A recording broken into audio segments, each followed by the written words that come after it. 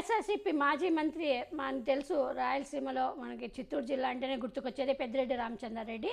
పెద్దిరెడ్డి రామచంద్రారెడ్డి ఎప్పుడైతే కూటమి ప్రభుత్వం అధికారంలోకి వచ్చిన తర్వాత జగన్మోహన్ రెడ్డి గారి తర్వాత ఫస్ట్ అసలు టార్గెట్ చేసింది ఫస్ట్ పెద్దిరెడ్డి రామచంద్రారెడ్డి కుటుంబాన్ని, మిథున్ రెడ్డిని, పెద్దిరెడ్డి రామచంద్రారెడ్డి అని మనకు తెలుసు చంద్రబాబు నాయుడు.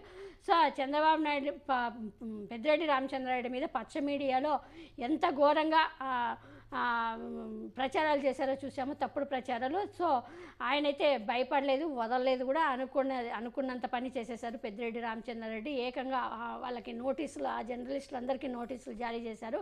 ఏకంగా 100 కోట్లు వాళ్ళకి పరువు నష్ట దాపం వేసించారు. 100 కోట్లు చెల్లించాలని నోటీసులు కూడా జారీ చేశారు. మాజీ మంత్రి పెద్దిరెడ్డి రామచంద్రారెడ్డి అనుకున్నంత పని చేశారు. చెప్పినట్టుగానే వాళ్ళందరికీ ఆయనకి పరువు నష్టం నోటీసులు పంపించారు. ఏకంగా తనకు 100 కోట్లు చెల్లించాలని, మీ వల్ల 100 కోట్ల నష్టం, పరువు నష్టం జరిగిందని ఆ నోటీసులో తెలిపారు. అలాగే త్వరలోనే వాళ్ళందరిపై కేసులు కూడా వేస్తారని ఆయన స్పష్టం చేశారు.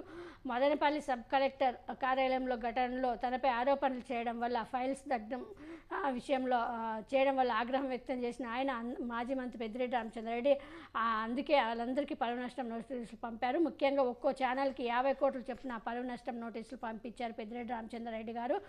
తనపై ఆధారాలు లేకుండా వ్యక్తిగత ఖననానికి పాల్పడిన వారికి న్యాయపరంగా ఎదుర్కొంటానని కూడా ఆయన తెలిపారు. ఇప్పుడు నోటీసులు పంపించగా త్వరలోనే కేసు వేస్తానని ఆయన తెలిపారు. ఇకపోతే తనపై పనిగట్టుకొని కొంతమంది తప్పుడు ప్రచారం చేస్తున్నారని మండిపడ్డ పెద్దిరెడ్డి రామచంద్రారెడ్డి అటువంటి వారిపై ఖచ్చితంగా చర్యలు తీసుకుంటారని కూడా తెలిపారు. రాష్ట్రంలో శాంతి భద్రతలు ఏ స్థాయిలో ఉన్నాయో అందరికీ తెలుసు. చంద్రబాబు నాయుడు తప్పులను కొన్ని మీడియా సంస్థలు కప్పేసే ప్రయత్నం చేస్తున్నాయి. తమపై పనిగట్టుకొని మీడియా సంస్థలు దుష్ప్రచారం చేస్తున్నాయి.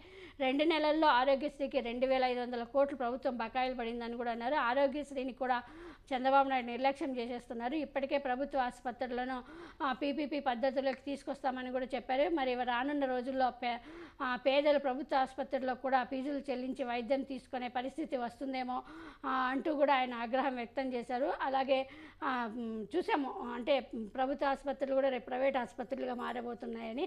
అంతేకాకుండా ఏవైతే ఆరోగ్యశ్రీలో ఉన్నాయో ఆసుపత్రులు కూడా మాకు బకాయిలు చెల్లించేంతవరకు మేము సేవ చేయలేమని కూడా వాళ్ళు అన్ని సేవలు నిలిపివేయడం కూడా చూసాము.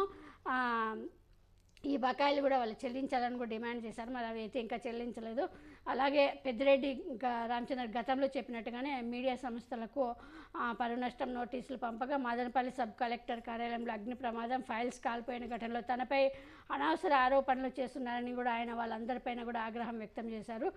మరి దీనిపైన అయితే చూడాలి. ఇంతవరకు అయితే మీడియా వాళ్ళు కానీ ఎవరు స్పందించలేదు. కూటమి ప్రభుత్వం కూడా ఫస్ట్ స్టార్టింగ్ వస్తానే పెద్దిరెడ్డిని టార్గెట్ చేశారు.